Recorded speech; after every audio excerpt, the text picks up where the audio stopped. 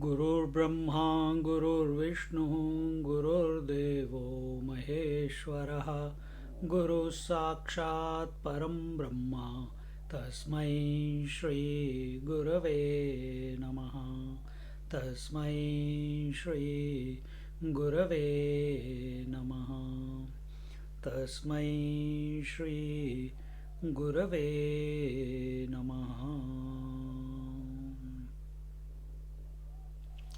We are in Amrut Anubhav, chapter 5, OV number 35. And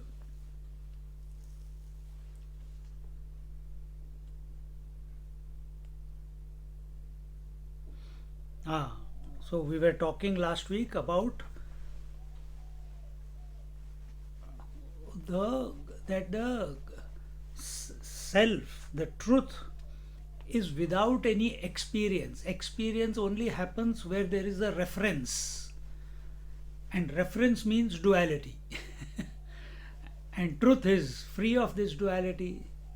Truth is all that there is. Truth is one without a second. So how can it have reference with itself? Imagine you are standing in front of a mirror. Now you have a reference of your reflection and your attention is on yourself. But you're looking at the mirror, the reflection in the mirror, but your attention is on yourself. Imagine if the mirror is gone.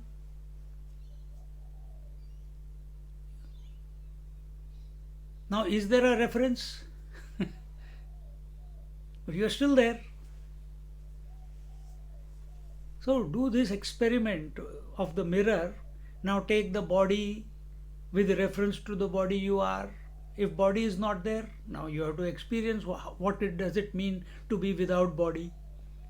For that you have to do some sadhana, or analyze the deep sleep state, that there is no body in the deep sleep state, but you are still there. Who is that you? See? Or in samadhi or in meditation, the body disidentification is there, but you are still there. Same way with the breath, same way with the mind, same way with the I.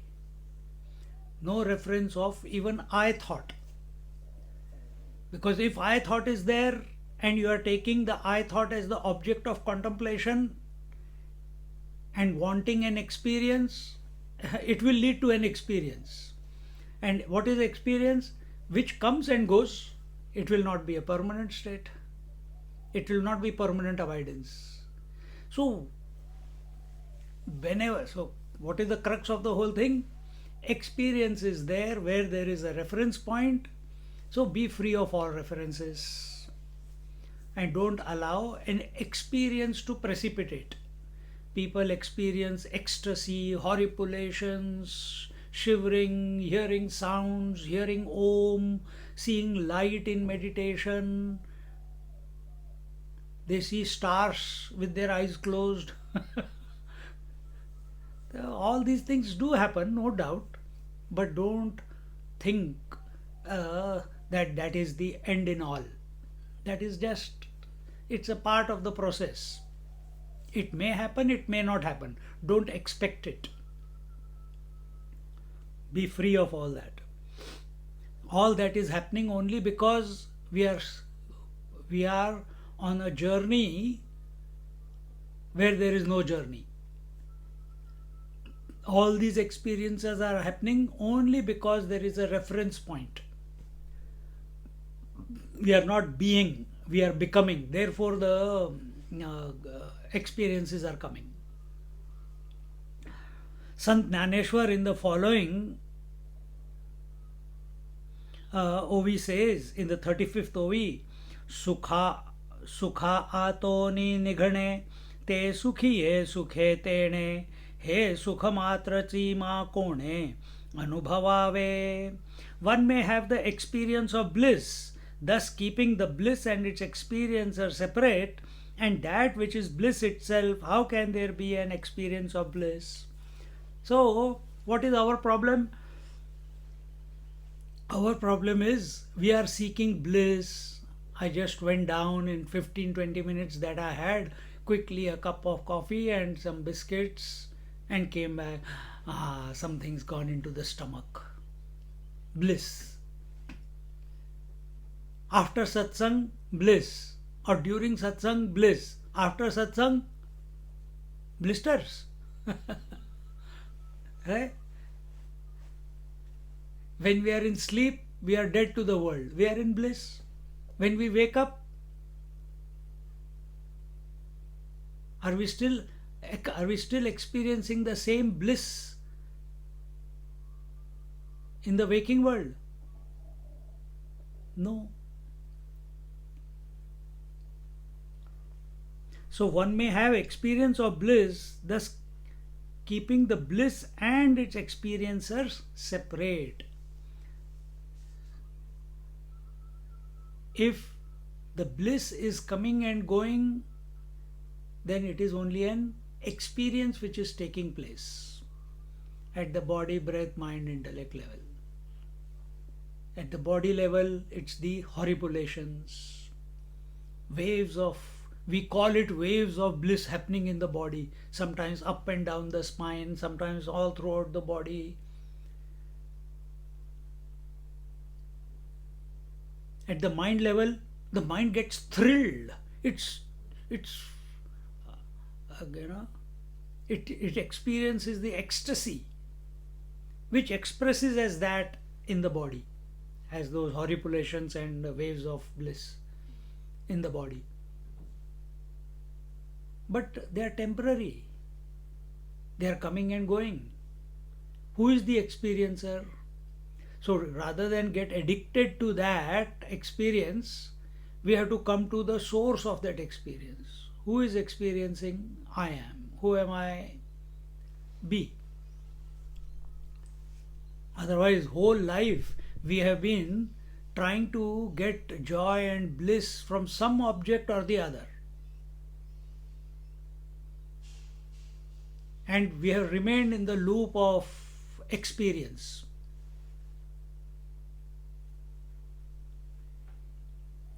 When someone is sitting comfortably under the shade of a tree, and a second person comes who is tired and weary after a long trek in the sun and expresses relief and pleasure on reaching the shade, the first person will not be able to appreciate it. Why? Because he is already rested. He has not walked. He has not experienced the hot sun. Those who are always on the hill station cannot understand why outsiders are excited about their place. This you experience. You go to big houses, people want to show their house. Swamiji, look at this, look at that. Someone last week, someone bought a car. Swamiji, can I come? I said, come, मेरे को क्या है? I want to show you a surprise. I said, show me. आ गए car लेके.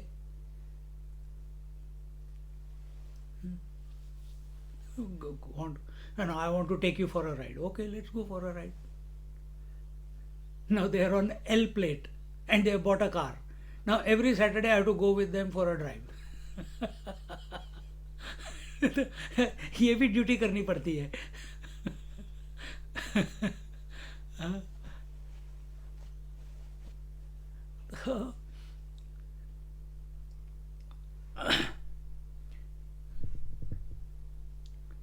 So what happens whenever our mind understands this rule? Our mind, I should say just the mind, not even our.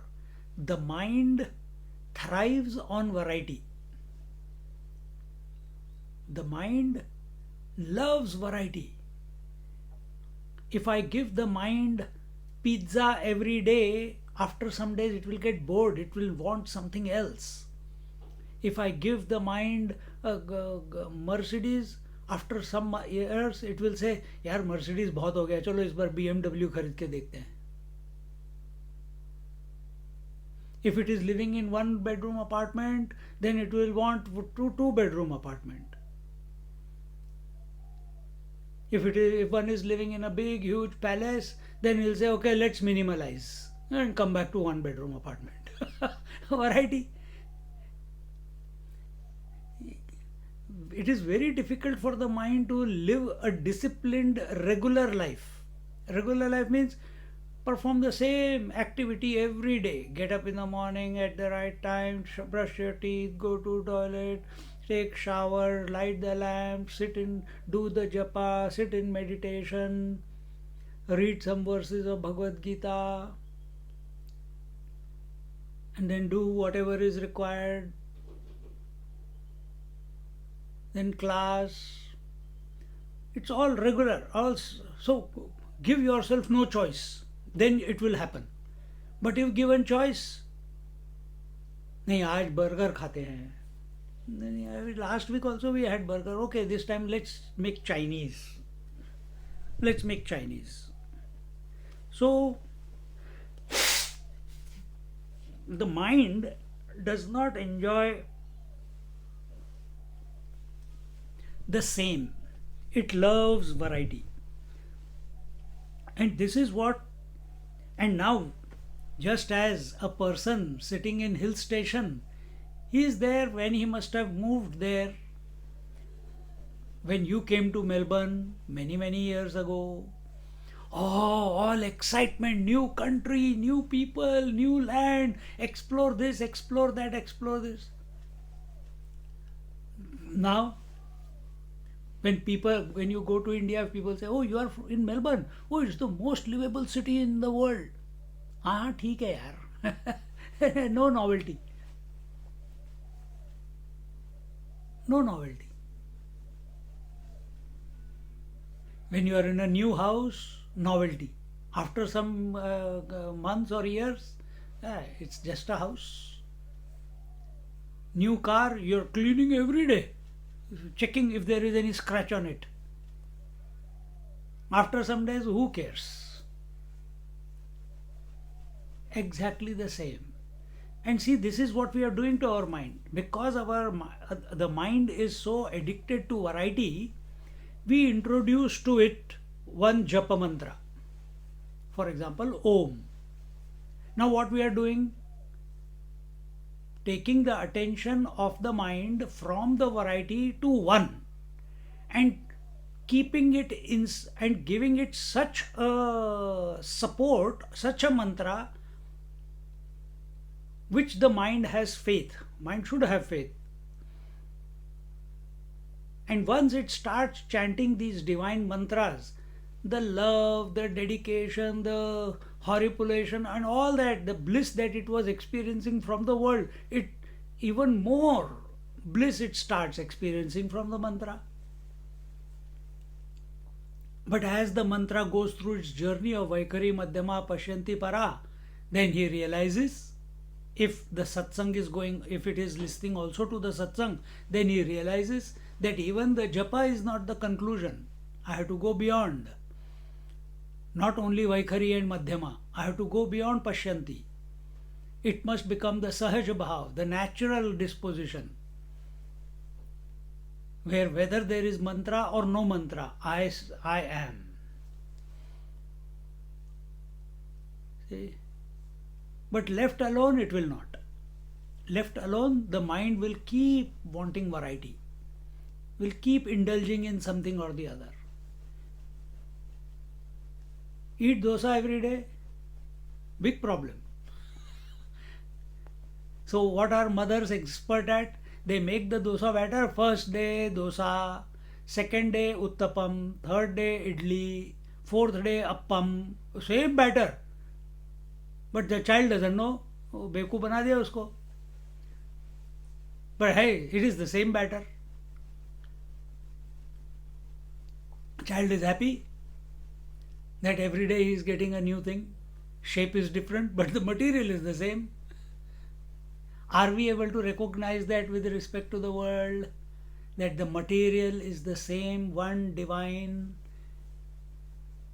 To recognize that, this whole satsang is going on, so that you cannot recognize it out there. You can recognize it within by coming to the self. And then, when we take the view of the world from the self from the self, then the whole world is nothing but the self. Just as child doesn't know that all these 4 5 different items are nothing, are different, and he is enjoying it, but you know it is the same thing, clothed in different shapes. Ornament is nothing but gold, but clothed in different forms.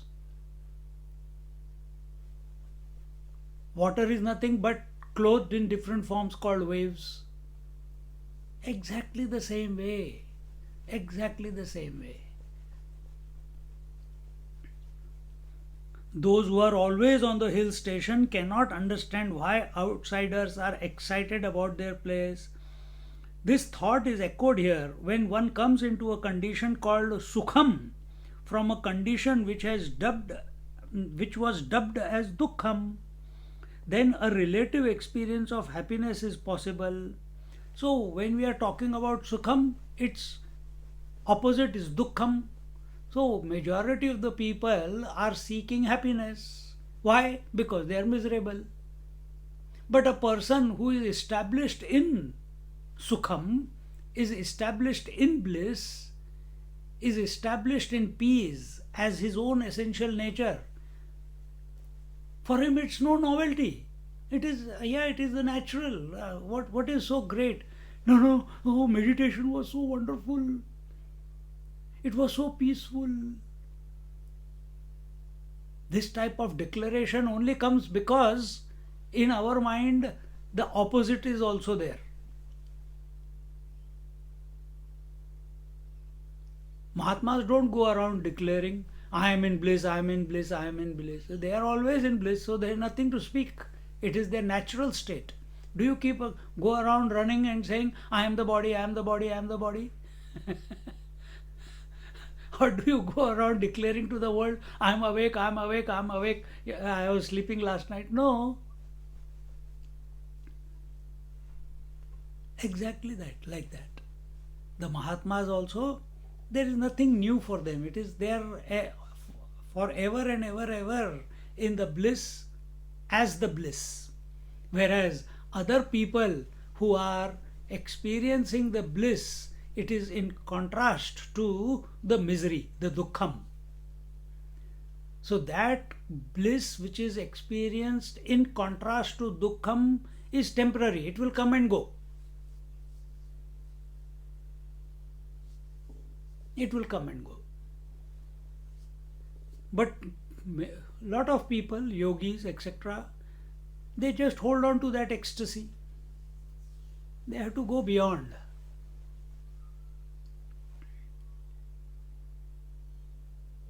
Then a relative experience of happiness is possible, because it is a state where the experience of happiness and the experience of the experiencer of happiness and the experience of happiness are kept apart.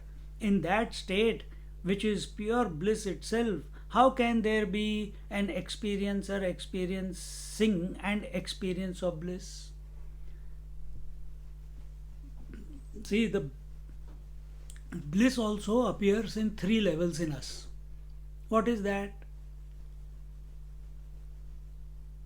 When the meditation finished,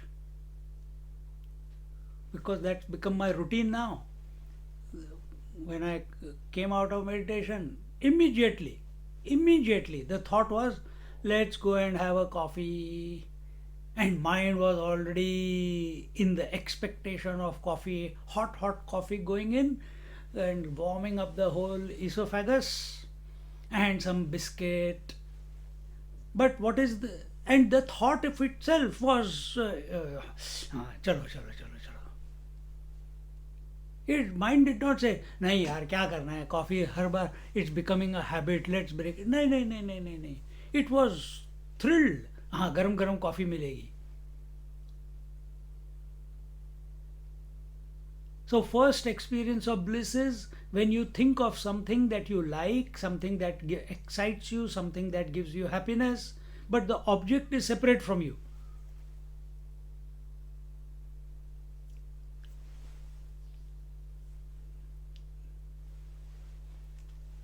This is exactly like a man and woman getting married, arranged marriage hai, but they are separate. But अंदर गुदगुदी हो रही है. क्या बोलते हैं, गुब्बारे फूट रहे हैं. In Hindi English it will be balloons are bursting. Literal translation. But the man and woman, the boy and the girl, they have not become one, but they have accepted each other, they like each other, they have sorted all that, yes, I want to get married to you, you want to get married to me, but they are separate. Now, sleepless nights, calling, this, that. Second stage is when that I go down, I heat up the milk, add coffee powder to it, add some water, stir, and the fragrance of the coffee is coming into my nose. The just the smell of it. This is with coffee. What about boy and girl? When the boy touches the girl, she feels the current. Or the girl touches the boy has the current.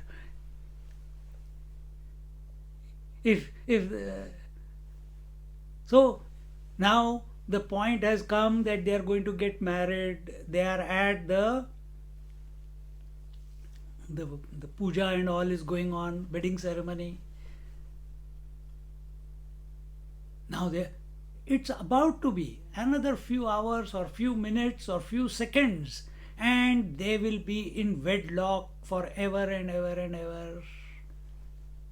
Hopefully. In today's time. So the coffee is in front of me. It's going to become one with me very soon, but it has not. But now, before, the coffee was only an imagination. It was far away somewhere. Now I am in front of the coffee. I am smelling the coffee. I am seeing the coffee. I am hearing the milk boil and water boil, and so my senses are able to experience it. The boy and the girl also, they are able to see each other. Now they are holding each other. Before it was just anyway, I want to get married. The thought of marriage itself was exciting for the girl or the boy. Now they have found their partner. Now we're together. Third level of bliss. The coffee enters the mouth. Now, the experiencer of the coffee and the experienced coffee become one. But the distance is still there as long as it is still traveling down. But once it is down, once it is over, the person has become fulfilled. Now, the experiencer of the coffee, the experienced coffee, and the experience of the coffee, these three have no place. They have become zero. Why they have become zero? The desire for coffee is not there. See, the third level. This is the third level of bliss.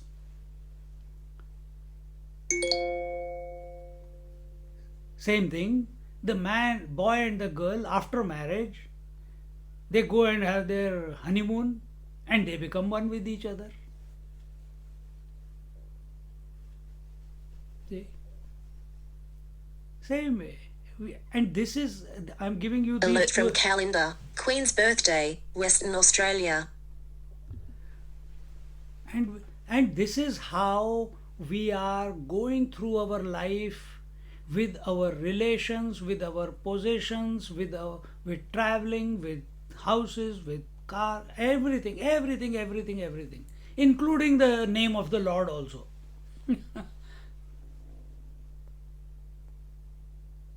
Including the name of the Lord, including the sleep also. See?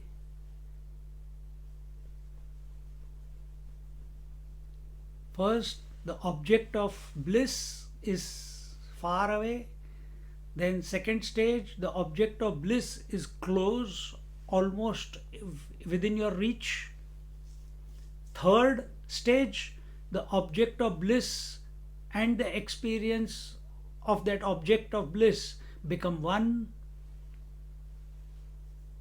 There is an experience, and when you are fulfilled, then neither the experience or the object of bliss is there, neither the object of bliss is there, nor the experience of bliss is there, because all merged into one. And that, when all merged into one, that is called fulfillment, isn't it? What is fulfillment? Absence of desire is fulfillment. And this you are experiencing with everything, day in and day out, from childhood till today. Recognize this.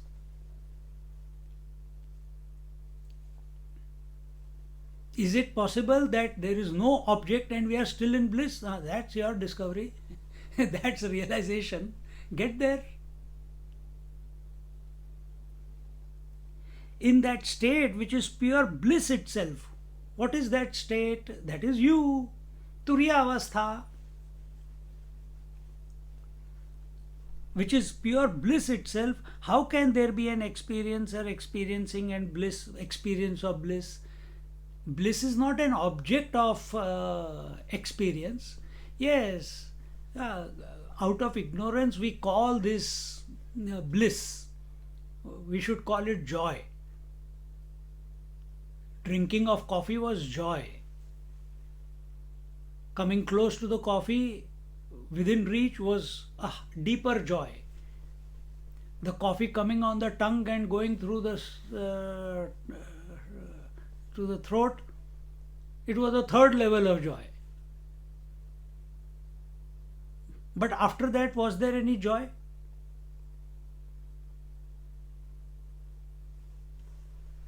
It went, it was over. Till 4, 5, 6 hours again, 3 o'clock, 4 o'clock, again it is a copy, copy, copy, copy. The desire will come. Why? Desire is fulfilled. Right this moment, desire is fulfilled.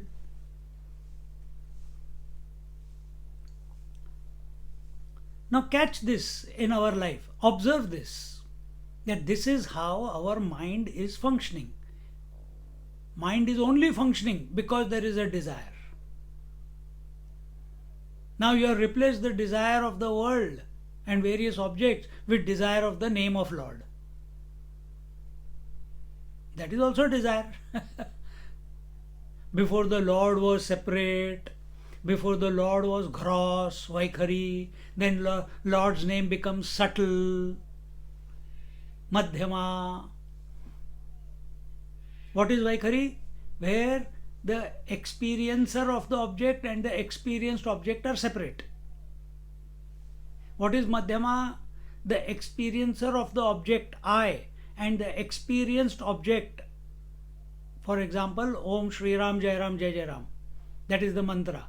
Both are thoughts only in the mind. What is Pashyanti? Where the I, the chanter, and the chanted are in the seed form. That is Pashyanti. And what is Para? Where the two have become one. Well, in Pashyanti also they become one, but out of ignorance. So we have to bypass that.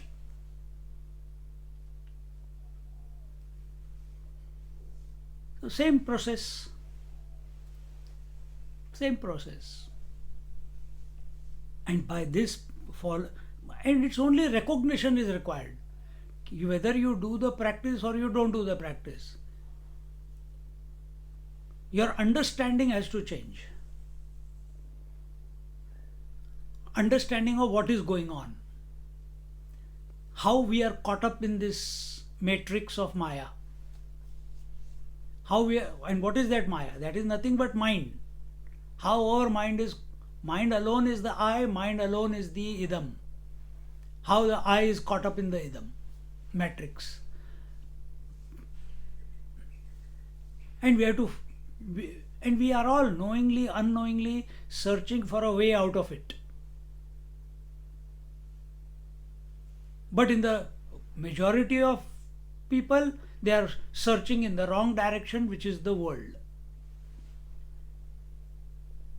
Some of us who think we are spiritual, we are introverted and searching. But there, when we are searching for it within, we are still keep wanting an experience, and that is where the problem is. We have to just accept, understand that whole, whether it is inside or outside, it is all part of the matrix only.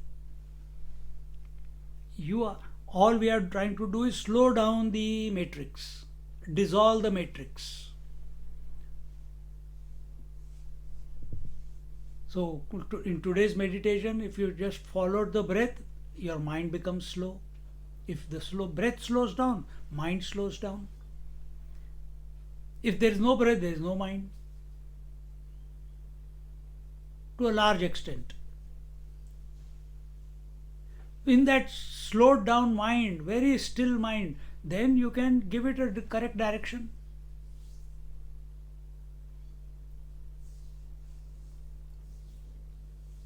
And catch that you are other than the mind.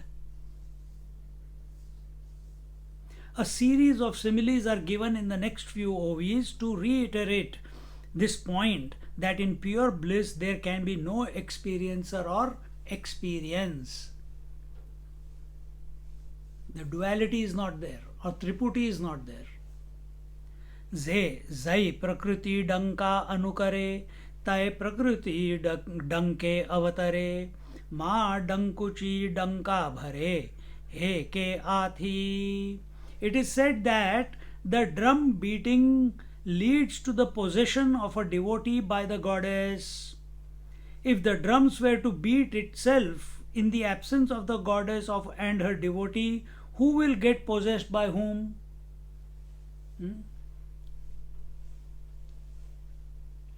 In the temple of goddess, there is drum beating. The drum beating leads to one of the devotees being possessed by the goddess. If the drum were to beat itself with no goddess or devotee, then who will possess whom? In the same way, in the non-dual conscious existence, there is no possibility of experiencer or experience of bliss. So where there is two, there is possession. Where there is two, there is ecstasy. Where there is two, there is joy or bliss, as we call it, which comes and goes. But where there is only one, there is no experiencer, there is no experience, because there is no experienced in the one. This is said in the next OV. Tai se apuleni sukhapane, jaya nahi sukhavane, ani nahi hehi zene, neni ze sukhe. In the same way, the bliss cannot make itself blissful, nor can we say that there is no bliss altogether. Understand, Sat, Chit and Anand, they are not things to be contemplated. They are not an existence, is not an experienced object. Knowledge is not a experienced knowledge. Our idea of existence is the laptop is existing, camera is existing, body is existing, breath is existing, world is existing, the sun is existing. So we have attributed idea of existence on objects, but we fail to recognize that all these objects are changing. So what? You don't know existence as existence. You are only sussing out existence with reference to an object. You don't know knowledge as knowledge. You are sussing knowledge, you are thinking that knowledge is which is gained through books, scriptures, satsangs, listening, reading. In other words, through the mind. But that is not knowledge. In Mundaka Upanishad, it comes. That is apara knowledge. Para, apara. Apara knowledge is that which comes and goes. What comes and goes? Thoughts come and go, concepts come and go, words come and go in the scripture. This is apara knowledge. Temporary, fleeting, changing. Then what is para knowledge? There is someone. The words are coming, like your eyes are seeing colors and form. Colors and forms are changing, but is the eye changing? No, eye is remaining the same. So colors and forms are apara. In this equation, eye becomes the para. Now come to the senses. Sometimes you are seeing, sometimes you are hearing, sometimes you are touching, sometimes you are feeling. So continuously some sense is functioning. But the mind is the constant one. Mind is not changing. So what is apara? The senses become the apara, lower knowledge, and the mind becomes the higher knowledge. Now come to the mind. In the mind, the I is the unchanging and the idam is changing. Idam becomes the apara, I becomes the para. In that equation I am saying. Then you raise yourself higher. Array, this aham and idam both are apara because they are both coming and going with every thought. But I know it. That one is the unchanging one. The one who knows, the one who is witnessing both the aham and the idam.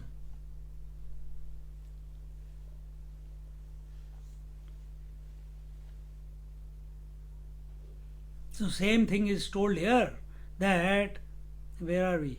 36. Therefore, the bliss of one's own being is not something which can be described as I am happy with myself.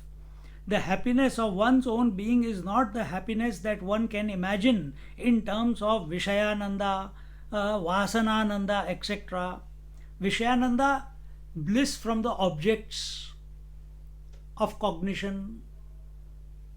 Vasanananda, bliss from memory, vasanas, internal memory, internal desires, just thinking about them.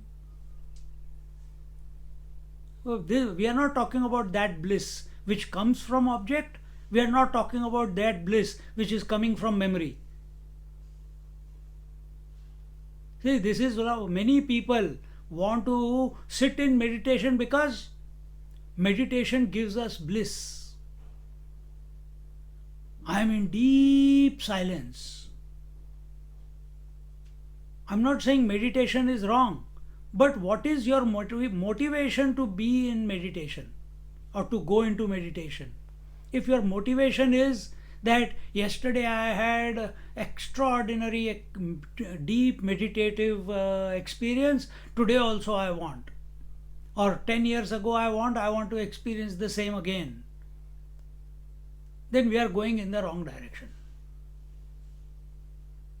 It is not a memory. What? The bliss is not a memory. Bliss is our nature. It is the self itself. The happiness of one's own being is not the happiness that one can imagine in terms of Vishayananda, Vasanananda, etc. That will be like saying that the fire is hot. Arre, fire is hot, you can say that, but nature of fire is hot. Is fire and hotness of the fire separate to each other? Then why you have to say fire is hot? It is hot. Can the fire experience the heat as separate to itself? Can you separate the heat and the fire from each other? Can you? No. But that's what we are trying with ourselves. We are trying to separate I, the self, and the bliss. How? By wanting to experience bliss. This is the understanding that needs to switch. Flick the switch.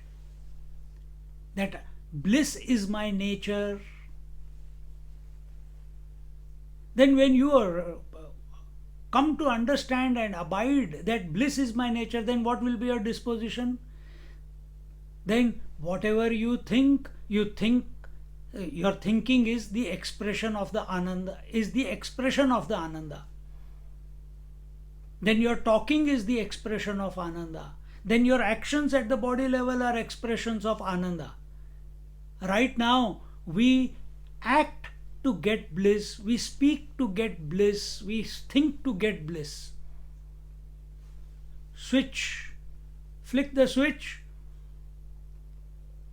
At the level of Manasa Vacha Kaya, all the expressions are taking place because that is their nature. They will not stop. Mind's job is to think, mouth's job is to think, speak, body's job is to act. Sometimes act and not act, think and not think, speak and not speak. But all this will become an expression of Ananda. This shift has to come about. This will only come about when we stop seeking bliss as an experience and accepting that our nature is that of bliss. Just as fire is hot, and as if the fire and the heat are two separate entities, just because we use the word fire is hot, we are using the two words fire and hot, doesn't mean there are two different things.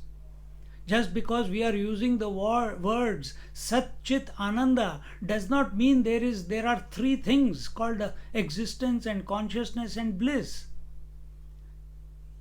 They are all one. Just because we are using the words the husband, the brother, the son, the father, does not mean that there are four things, four expressions are real. There is only one, the man. The husband can never become satisfied because of a wife. The father can never become satisfied because of children. The son can never be satisfied because of parents.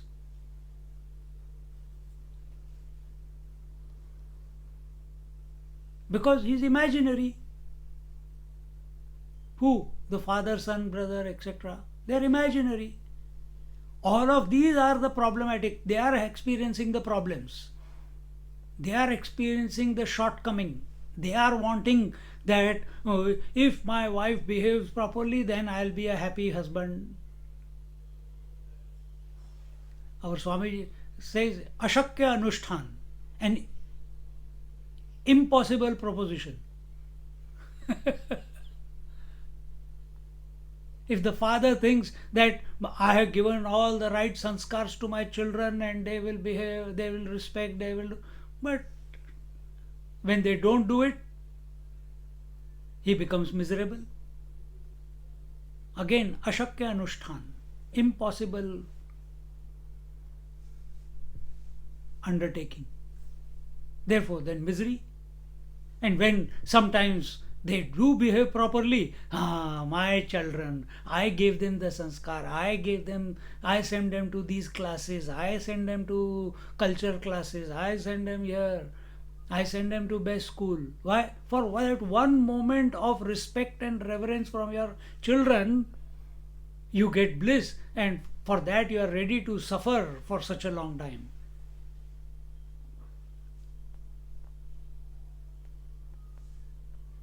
Who are these? The father, a ghost.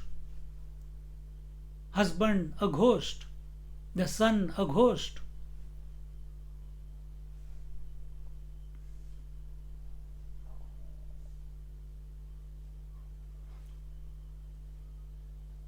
See?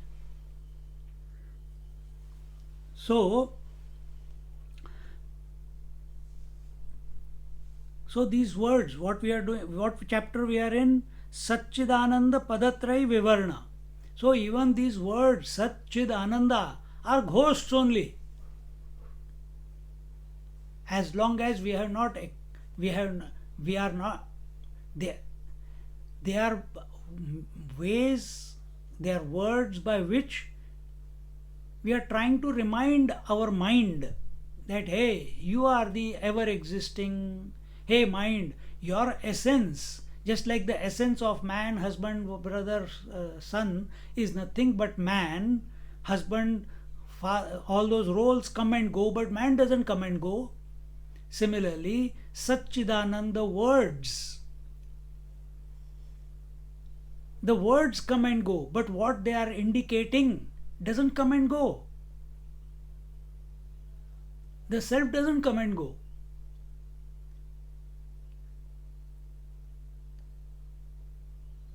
So recognize that these words and the self, they are not separate. So if I am conscious, I am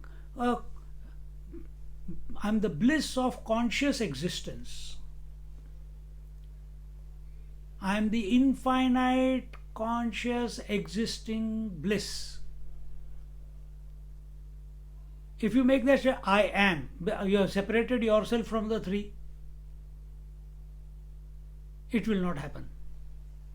You will remain a seeker.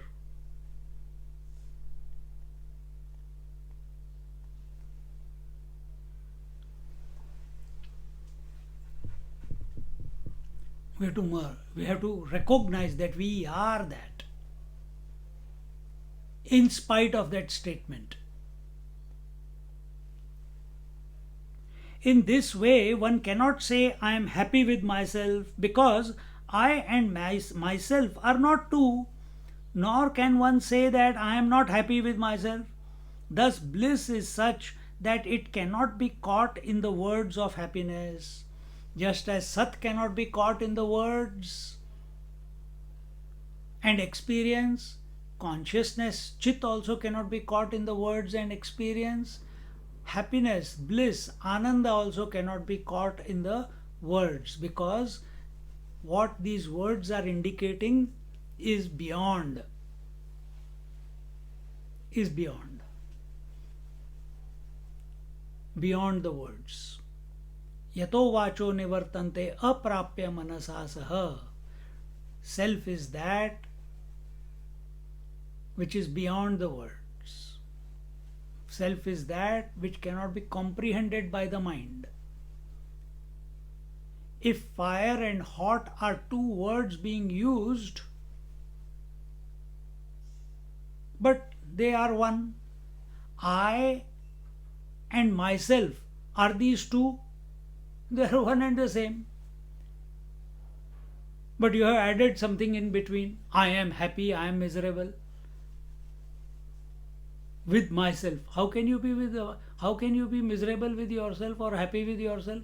You are you. Then there is some error taking place. You are, on one hand, you are the witness observing, and what are you observing? The joy and the sorrow that the mind is experiencing. So when there is joy, I am happy with myself. When there is sorrow in the mind, I am unhappy with myself. But this is the changing one.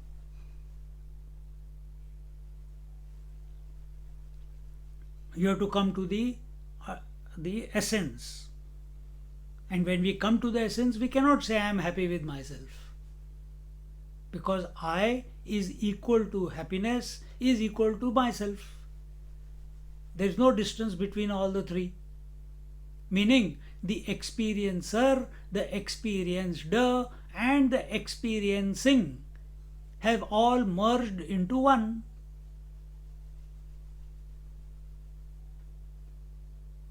Thus, bliss is such that it cannot be caught in the words of happiness or non happiness because it is transcendental to the pairs of opposites. It's beyond duality, it is beyond the aham and idam.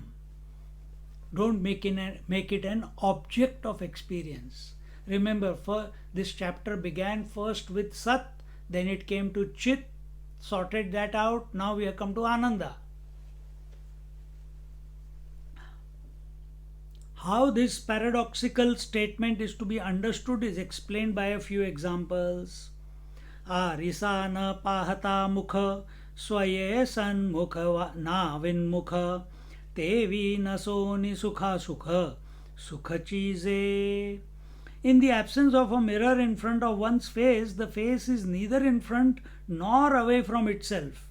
Similarly, this bliss is absolute and beyond the self-cancelling opposites of joy and sorrow. I gave this example somewhere today only, ना?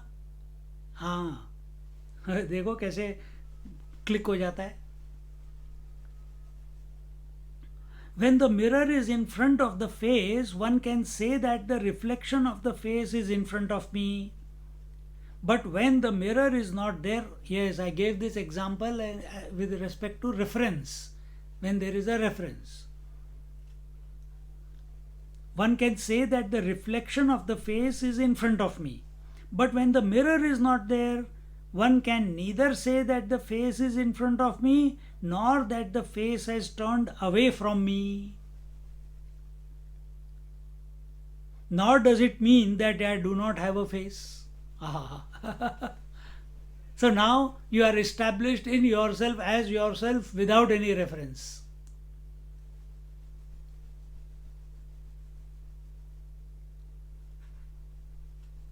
And that's how you are functioning through this body. You don't keep saying, I am the body, I am the body, I am the body. Because you don't feel that the body is separate. Till you come to Vedanta class. Then all hell breaks loose. You are not the body. अरे यार अभी तक तो मैं ठीक था अभी now there is a problem. I am not the body. Before we are living in ignorance. Ignorance is bliss. No.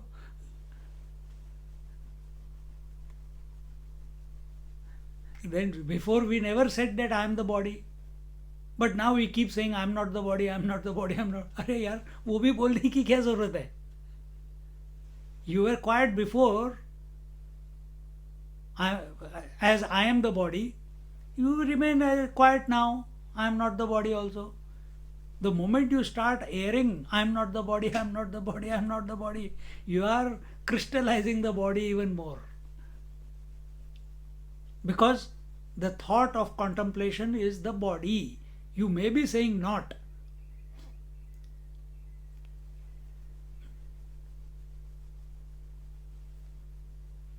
But the object of experience is the body. Instead of body, our attention should be on the spirit or on the mantra. In the same way, the absolute bliss is such that it cannot be said to be either exist or not exist.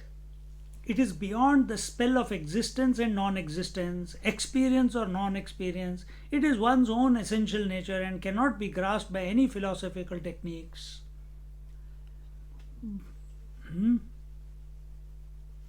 So whether the mirror is there or not there, the self is there. You cannot deny the face. You don't need a reference point to know that the face is there. Exactly the same way, the self, the truth, the bliss, you don't need a reference point, an object. You don't even need a thought as an object, a memory as an object. You don't need the word bliss as an object of experience.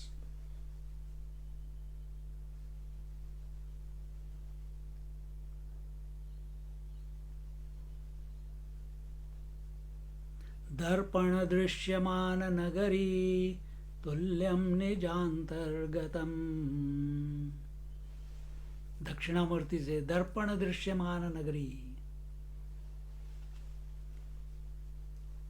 When you look into the mirror, the whole world is there. All the directions, all the depth, all the emotions, all the time, everything is seen in the darpana, in the mirror. But where is it all? Is there any depth? If you look at the mirror, it's only a few millimeters thick. So where is the depth? Where is the sunrise, sunset? Where are the emotions? Where is the everything?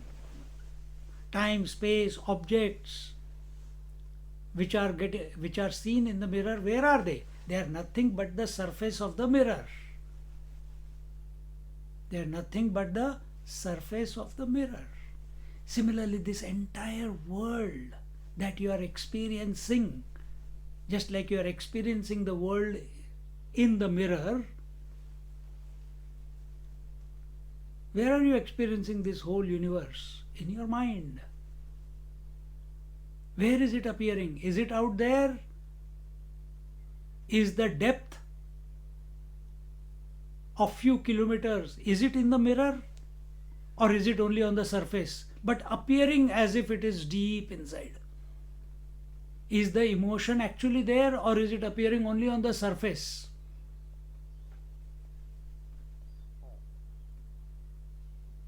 The surface alone is expressing as all the things in the mirror. Similarly, the mind alone. What is mind? Nothing but pure consciousness. It alone is expressing as all the space-time objectivity, past, future, waker, dreamer, sleeper, experiencer, experienced, experiencing, Sat, Chit, Anand. Maybe one day, once some text concludes, we'll take Dakshinamurti Stotram. Beautiful.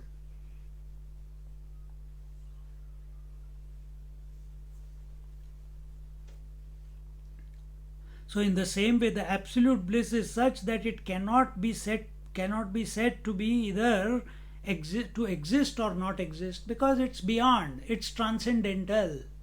It cannot be. It is beyond the spell of existence and non-existence, experience or non-experience. In other words, bliss is our natural self, it is our nature, and the self is not changing. What is changing? Mind is changing.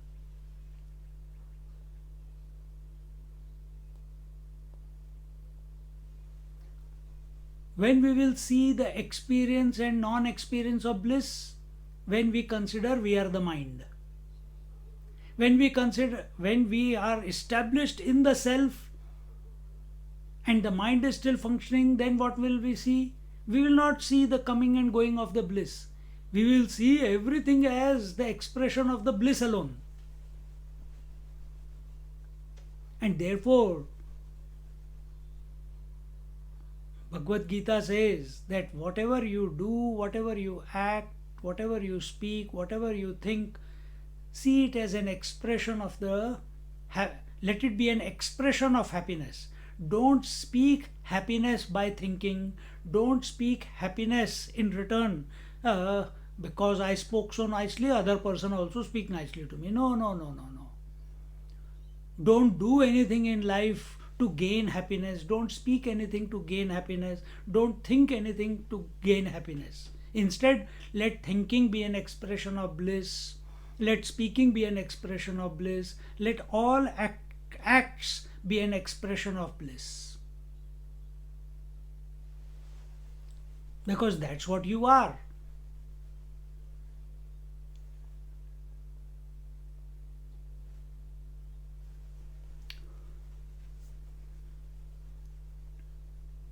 That's what you are. So now what happens? Now we stop seeking, we start being. Wherever there is seeking, there is problem. Because seeking will lead or will desire an experience. If there is no experience, am I going in the right direction? Have I wasted my time for so many years? Listening to satsang, listening to sadhana, doing the japa, but nothing is happening. Nothing must happen. Then you are in the right place.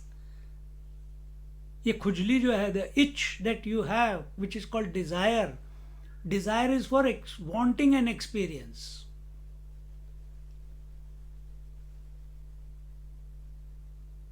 And therefore, those who cannot understand, उनको फिर मंत्र पकड़ा दिया जाता है कि भाई do the japa. It's a effective tool. It's not that recognize that it has just thinking has not brought me to that place, so I need to change the tactic. The tactic is japa. If that doesn't work, then go on a fast, do some pranayam, do some yoga, do some weeding in the backyard. Take out all the drawers in the kitchen, surprise your wife, clean them up and again put them back in.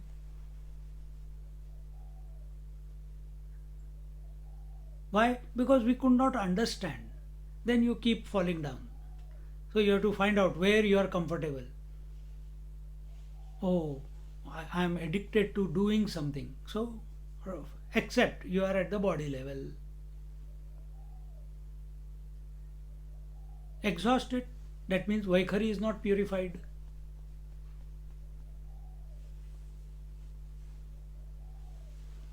You have not accepted the world is as it is. You have not accepted the world can never fulfill you. You have not accepted that world is only is another dream. Non-acceptance of all this is making you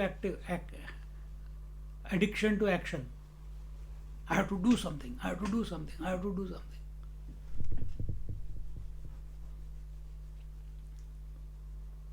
So here he says, if one's own, it is the bliss is one's own essential nature and cannot be grasped by any philosophical techniques.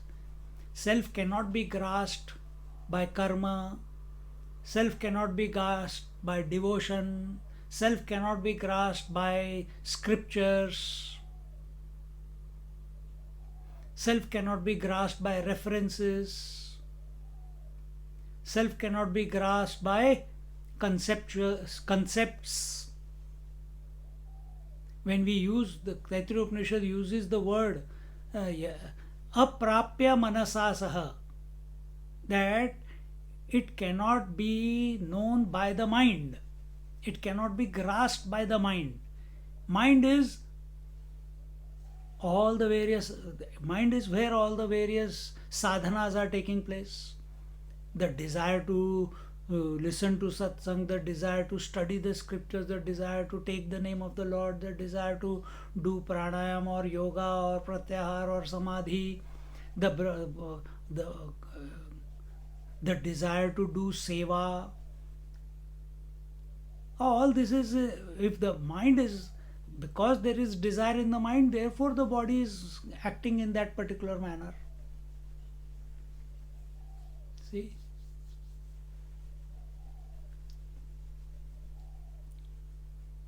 So cannot be. It is transcendental to the 6 philosophies, 6 darshanas. No, I know the truth by way of how Kapil Muni taught, Sankhya Yoga. No, I know the truth only through as Kaivalya, through Patanjali Yoga. No, I know the truth as the Lord Narayana. लगे रहो, फिर झगड़ते रहो. Truth is as it is. It is one without a second. And it is of the nature of bliss. And that bliss is my essential nature. And that bliss, That is my essential nature. Because I am using the word fire and hot, fire has not become two. They are both talking the same thing, are the same thing. Similarly, I and bliss are not two. They are both the same.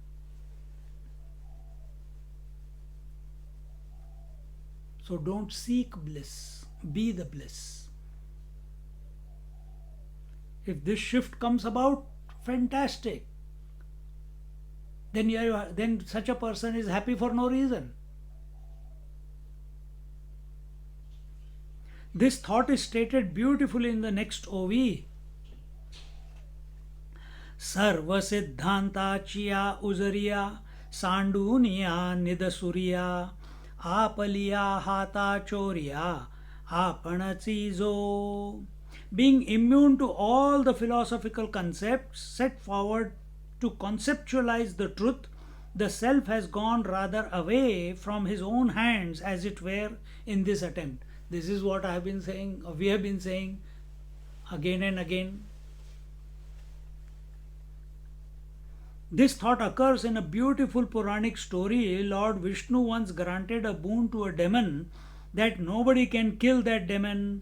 The demon immediately wanted to test out that newly acquired power on Lord Vishnu himself. Lord Vishnu kept running until he got exhausted. Just then he contemplated on Lord Shiva, who advised Lord Vishnu to go and hide in the demon's own heart. Lord Vishnu did just that, and the demon, of course, could not find him. This story tries to tell that the source of all the power cannot be comprehended objectively. So, as long as the demon was looking at Vishnu outside,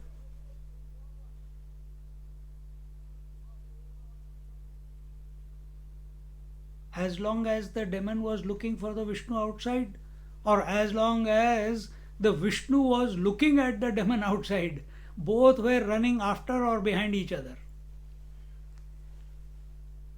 But where, with Vishnu with all his powers, just attention. Suddenly Shivji had to remind Vishnu, Vishnu Bhagavan, you are all pervasive. Why don't you go and take a place in his heart? अरे यार मैं तो भूल ही गया था, बेकार में भाग रहा था इतने दिनों से. I was running for no reason. Yeah, why didn't I think that I am all pervasive? So he took place, he went and hid in the heart of the demon. What is demon? Extrovertism is demonism.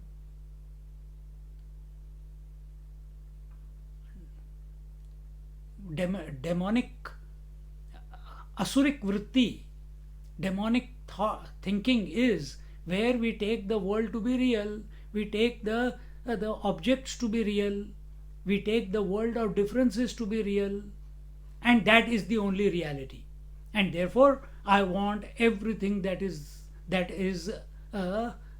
all the objects. I want to be master of all the objects. I want to be the master of all the experiences without losing the individuality. That is the motivation of the asuric vritti. And for that they will use any which way they can to get that, to fulfill that goal.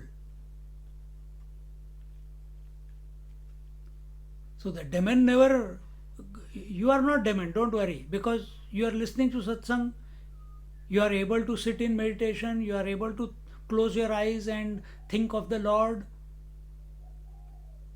who is sitting in your heart, you are able to take his name. But those who are so extroverted, you must have come across people who are even afraid to close their eyes except when they go to sleep. They can't sit in meditation because the moment they sit in meditation, oh my God, it is very, very difficult. It is very difficult. Because they are faced with themselves. They are not trained themselves. A sattvic person can think, close his eyes. Asuric, demon, they are all tamasic. with a hint of rajas in them. See? No, no, not even an iota of purity. Because world of variety can never give you purity. The world of variety, when we are oriented towards it, it splits our mind into many, many, many, manyness. And that is the cause of our ill health, disturbed mind, agitated mind. And we're trying to find a solution out of that. For that, our notion of the world has to change. Our understanding of the world has to change. Our understanding of ourselves has to change. Then solution will come about. So Vishnu Bhagwan, he was reminded, you are all pervasive, go and sit in his heart. He went and sat in his heart. Now the demon could not find him anywhere. See? So who is the demon in us? The ego. Ego by nature is extroverted. By nature. It requires discrimination to make it go inward. The moment it goes inwards, ego will vanish. The moment it goes inward, it thinks of the sleep, the ego vanishes. There's no ego when you go to sleep, when you are in sleep.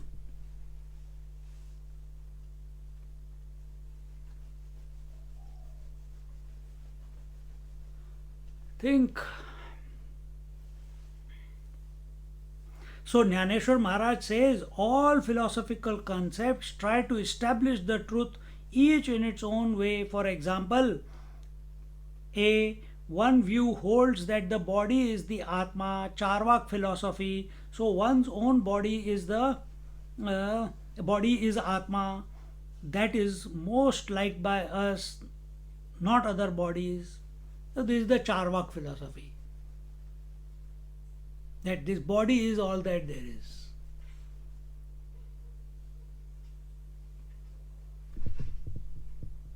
So what is the rule of the body? Ahar nidra maithunancha.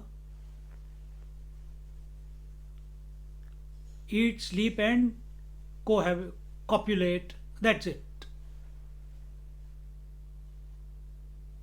Charvak philosophy. I don't know what was there before. I don't know what will be there after.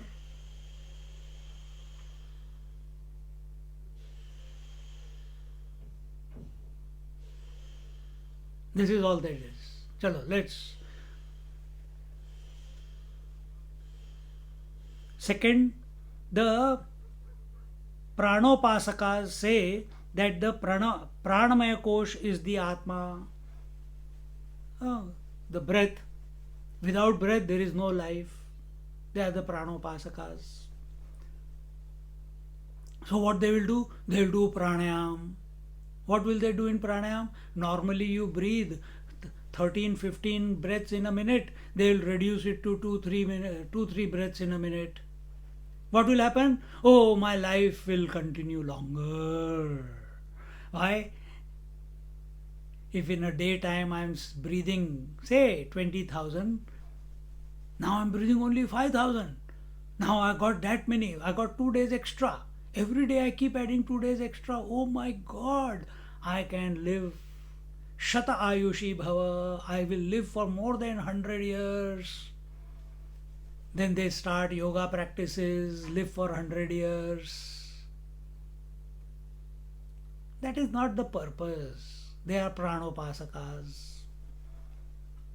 Then the third view holds that the Manomaya Kosha is the mind, Manomaya Kosha, the mind, which is present even in deep sleep, is the Atma, Prajnanam Brahma. Oh, not Prajnanam. Manomaya Kosha, the mind, which is present even in the deep sleep, is the mind. What does it mean? They still remain in the cause and effect. Mind is the cause, world is the effect. So what happened in the waking and dream? The mind became manifest. What happened in the deep sleep? It became the unmanifest. Unmanifest is the cause, manifest is the effect. They believe that way. And all these points are taken when we study Sankhya philosophy, but they are limited in their scope. Then the next one, the Bauddha philosophy holds that the intellect, the Vijnanmaya Kosh, which controls the mind and which has convictions, is the Atma.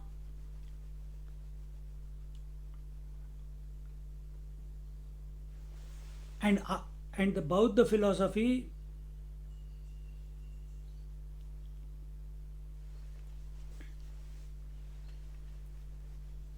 it is also reaching a conclusion. What is the conclusion? Everything is zero, everything is shunya.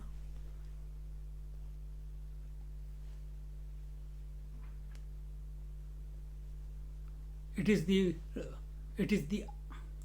I. I is reflects in the intellect.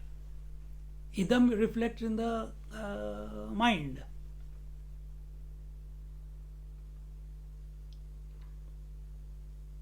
And just like eyes cannot see themselves, the eye cannot know itself. So shunya. There, in the intellect, the pursuit is always objective. It is not subjective.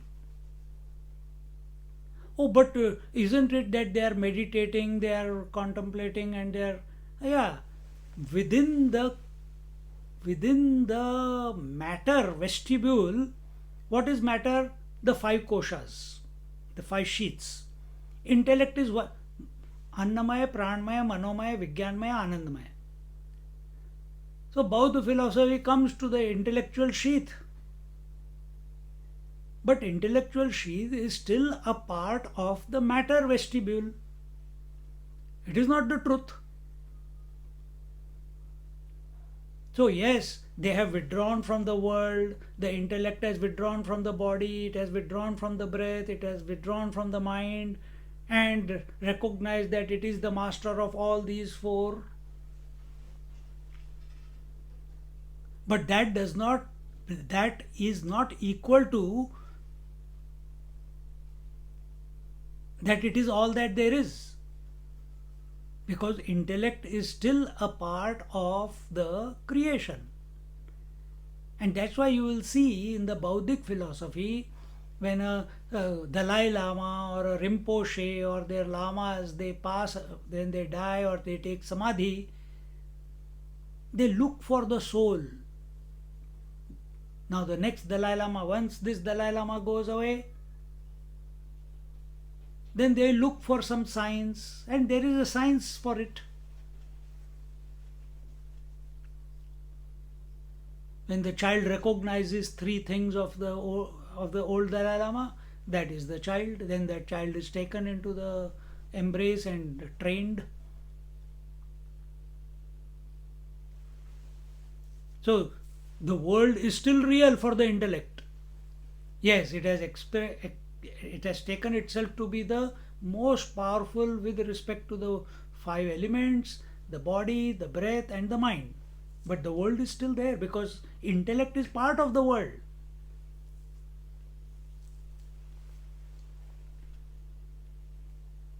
Then there is a school of thought which believes that the Anandamaya Kosh, the Bhoktrutva Abhimana alone is the Atma. Anandamaya Kosh, the Niruddha, no mind. This is the Maya Shakti. These are the Shakti Upasakas. Anandamaya Kosh is the Shakti Upasakas. She is the Avyakta, the unmanifest. Anandamaya Kosh is unmanifest. That the Anandamaya Kosha, the Bhoktrutva Abhimana. And when you follow this Maya Shakti, then all this Kundalini business begins. The Kriya Yoga begins. The different levels of bliss. Mooladhar 10%, Swadhisthana 20%. And as your energy rises higher and higher, the bliss experienced is greater and greater. Still, it is objective in nature. And this is only because our focus is not, we are not attentive of the self that we are. We are in the mind. We are in the, not in the mind. We are contemplating on the avyakta.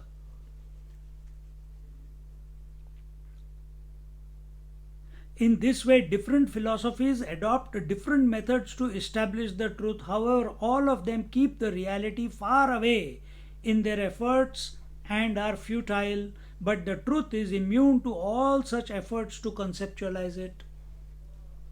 Is Vedanta conceptualizing it? No.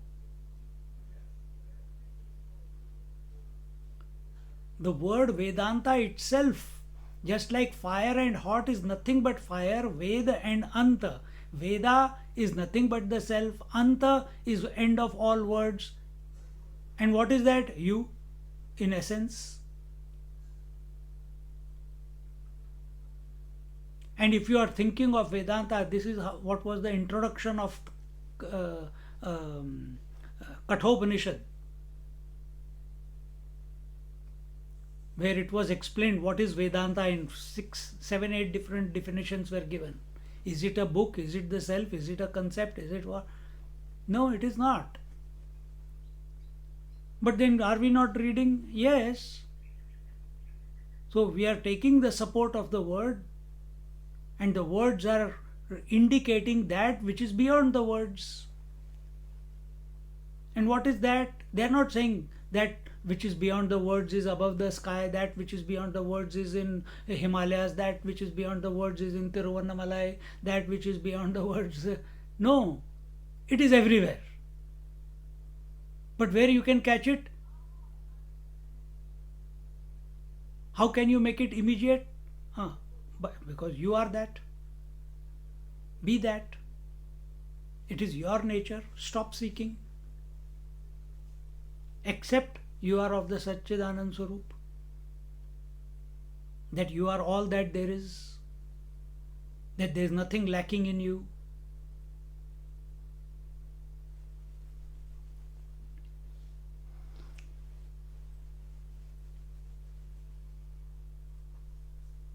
This is the only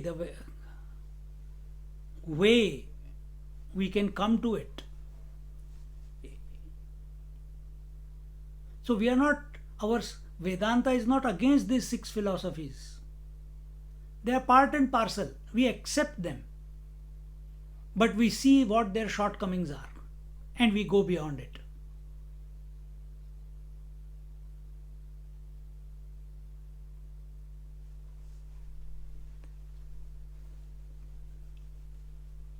By conceptualizing that which defies all concepts, we have ourselves rejected the truth, as if the self has slipped away from his own hands,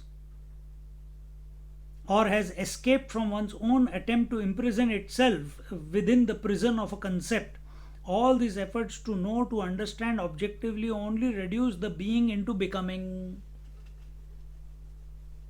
So the longer it takes us to accept ourselves as we are, till then we are in the prison of thoughts, we are in the prison of concepts, we are in the prison of relativity, we are in the prison of duality.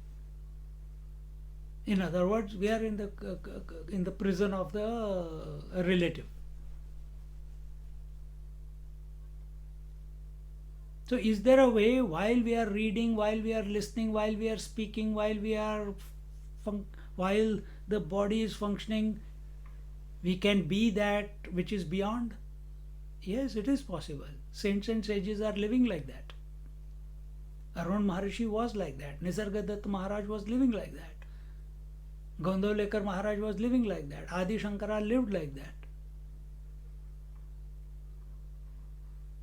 Yesterday I gave you a, no, some of you were not there, but those who are here, go to YouTube and look at the biography in an animation form, beautiful.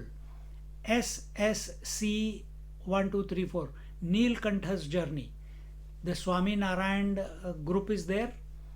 Their original guru, he was born in 1789 or something. His name was Neelkant. And his journey, in many episodes it is coming. So watch how he is growing, how his what his mental disposition is. Is he seeking, or is he expressing the bliss as he is moving around?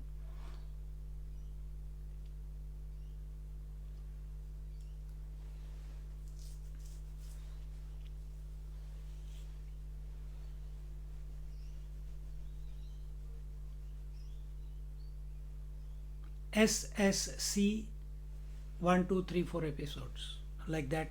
I don't know how many episodes are there. I haven't seen all of them. So all these efforts to know, to understand objectively, only reduce the being into becoming.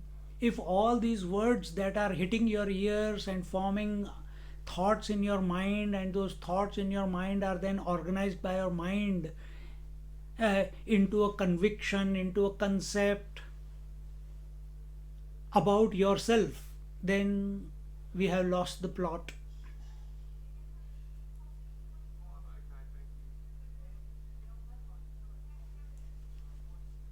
So we are transcendental to efforts and effortlessness, seeking and non-seeking, Sat and Asat, Chit and Achit, Ananda and Dukkham. We are transcendental to all that. We are that which is always, which is. One step down, even a teeny mini step down, you have become someone. One step away from the man, you shifted your attention from being to your wife. Immediately husband will appear. You have forgotten the man.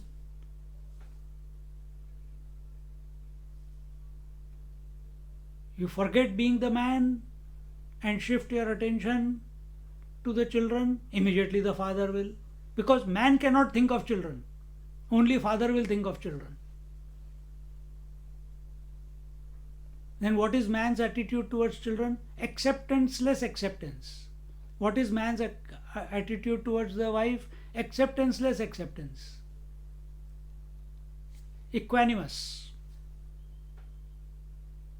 Who has put all the eggs in the basket of wife? Husband. All eggs into the basket of children? Father. Who are you essentially? The man. Similarly, take the 5 koshas. Don't be the body, don't be the breath, don't be the mind, don't be the intellect, don't be the zero.